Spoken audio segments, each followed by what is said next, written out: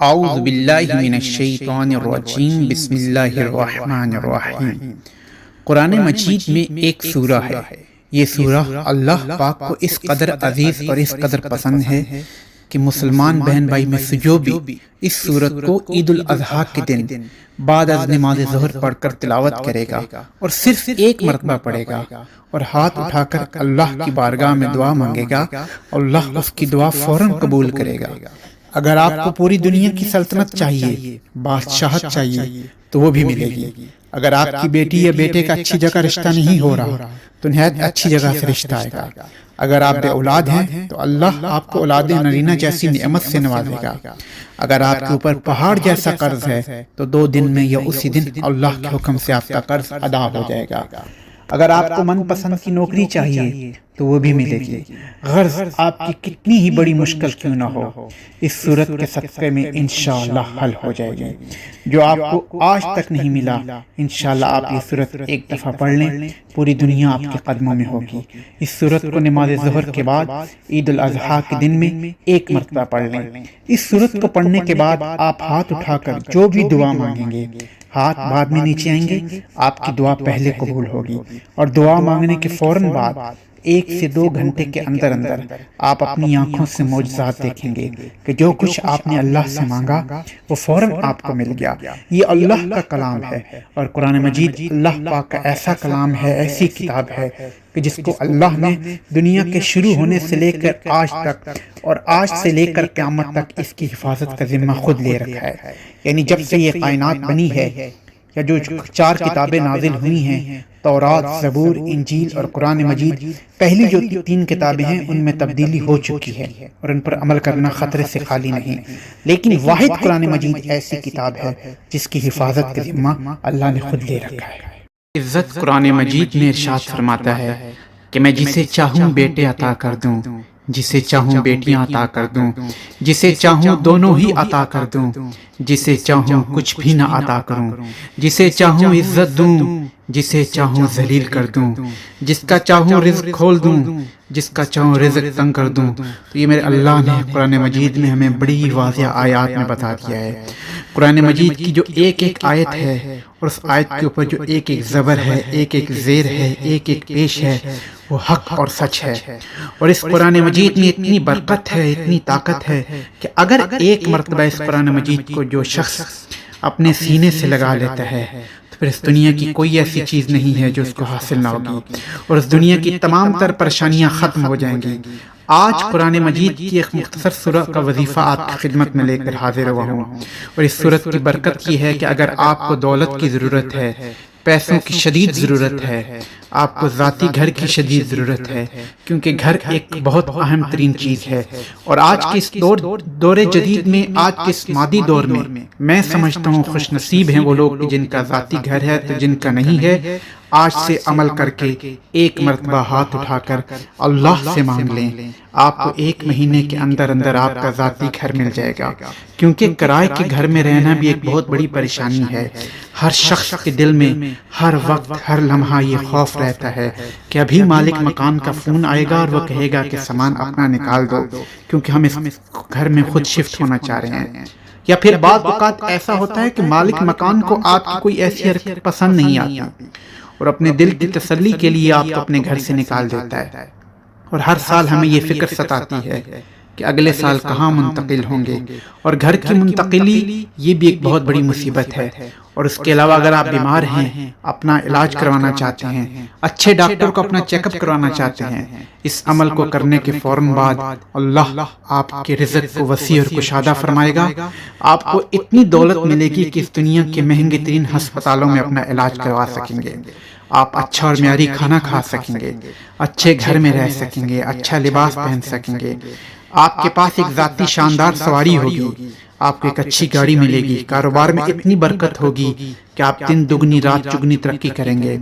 اب وہ طریقہ وظیفہ بتانے سے پہلے میں آپ تمام سننے والوں سے ایک گزارش کروں گا کہ ہم نے ایک سلسلے کا آغاز کیا ہے، درود پاک کی برکت سے ہونے والی دعا میں اگر آپ بھی اپنا نام شامل کروانا چاہتے ہیں تو کمنٹ سیکشن میں اپنا نام اور جس مقصد کے لیے دعا کروانی ہے وہ مقصد ضرور لکھیں، تاکہ جو ایک سلسلہ ہے ہمارا، جو ایک کارواں ہے، ایک قافلہ ہے، اس کا آپ حصہ بن جائیں۔ اور جو ہمارے وظائف ہیں، جو ہم آپ کی خدمت میں وظائف لے کر حاضر ہوتے ہیں، وہ آپ تک پہنچ سکیں اور آپ اپنی زندگی کو آسان بنا سکیں۔ ہم نے اس دنیا کو اولین ترجیح دے دی ہے اور دین کو ہم نے پیچھے چھوڑ دیا ہے۔ یہی وجہ ہے کہ ہم زوال کی طرف مسلسل جا رہے ہیں۔ ہماری ناکامی کی ایک بہت بڑی وجہ یہ ہے کہ ہم نے اللہ کو اور اللہ کے نبی کریم صلی اللہ علیہ وآلہ وسلم کا بتایا ہوا راستہ چھوڑ دیا ہے اور دنیا کے پیچھے ایسے بھاگ رہے ہیں کہ جیسے ہمیں آخرت کی کوئی فکر ہی نہیں ہے۔ نہ فرض نماز کی فکر ہے، نہ تلاوت قرآن کی فکر ہے، نہ صدقہ خیرات کی فکر ہے۔ ہم ادھر ادھر سر پٹکتے رہتے ہیں کہ یہ کیا ہو رہا ہے، ہمارے ساتھ پریشانیاں کیوں ہیں، ہماری تو زندگی دشوار ہو رہی ہے۔ تو اس مشکل وقت سے نکلنے کا ایک راستہ آپ کو بتا رہا ہوں۔ اللہ کی قسم اگر آپ نے یہ عمل کر لیا، ساری زندگی آپ اس بندہ ناچیز کو دعا دیں گے۔ اس وظیفے کو آپ نے ایک مرتبہ کرنا ہے، ساری زندگی میں آپ کو ایک مرتبہ اس عمل کو کرنا ہے۔ مختصر سا ایک عمل ہے کہ جو لوگ عید الاضحیٰ کی نماز کے بعد ظہر کی نماز پڑھتے ہیں، وہ اس سورت کو پڑھ کر یعنی فرض نماز پڑھنے کے فوراً بعد ہاتھ اٹھانے سے پہلے آپ دعا مانگیں۔ فرض نماز کے فوراً بعد آپ دعا مانگیں، ابھی آپ کے ہاتھ نیچے نہیں آئیں گے کہ انشاءاللہ اللہ آپ کی فوراً دعا قبول کر لے گا۔ جو شخص بھی سورت کو ایک مرتبہ پڑھ کر اللہ سے دعا مانگے گا تو اللہ اس کی ایسی جگہ سے مدد فرمائے گا، ایسے غیب سے مدد فرمائے گا کہ اس کے وہم و گمان میں بھی یہ بات نہیں ہوگی۔ آج اگر میں آپ ان لوگوں کے نام گنوانا شروع کر دوں اور جو معجزات میں نے اپنی آنکھوں سے دیکھے ہیں تو یقیناً وقت کی کمی کی وجہ سے میں اس ویڈیو میں بیان نہیں کر پاؤں گا اور ویڈیو کافی لمبی ہو جائے گی۔ مختصر بات یہ ہے کہ آپ نے صرف اس وظیفے کو اپنے ساتھ کرنا ہے، اپنے سینے سے لگا لینا ہے۔ قرآن مجید کی ایک سورت کا یہ وظیفہ ہے۔ ظہر کی نماز کے بعد آپ نے عید الاضحیٰ کے دن کرنا ہے۔ کو کرنے کا طریقہ یہ ہے کہ سب سے پہلے عید الاضحیٰ کے بعد عید الاضحیٰ کے دن آپ نے ظہر کی نماز ادا کرنی ہے۔ ظہر کی نماز ادا کرنے کے بعد آپ چاہے اس عمل کو گھر میں بیٹھ کر کریں، مسجد میں کریں گے تو زیادہ ثواب ملے گا۔ خواتین اس وظیفے کو گھر میں کر سکتی ہیں، لیکن مرد چاہے مسجد میں کریں یا گھر میں کوئی حرج نہیں، لیکن اگر مسجد میں کریں گے تو زیادہ بہتر ہے۔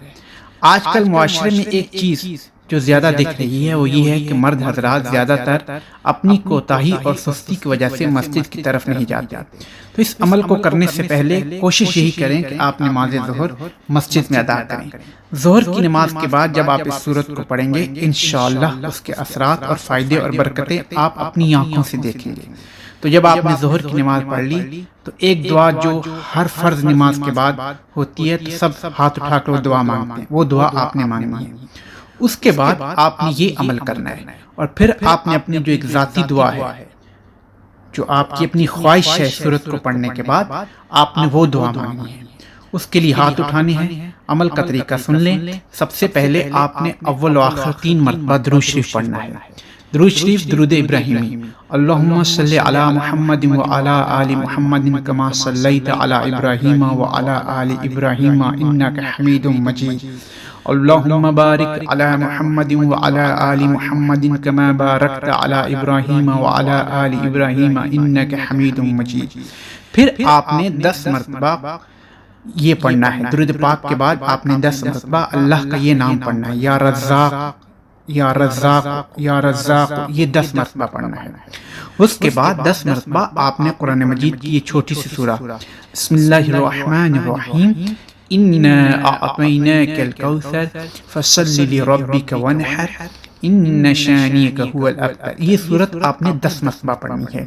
اس 10 مرتبہ آپ نے 4 قل شریف پڑھنے ہیں اور اس کے بعد آپ نے 3 مرتبہ پھر آخر میں درود شریف پڑھ کر پھر دعا مانگنی ہے۔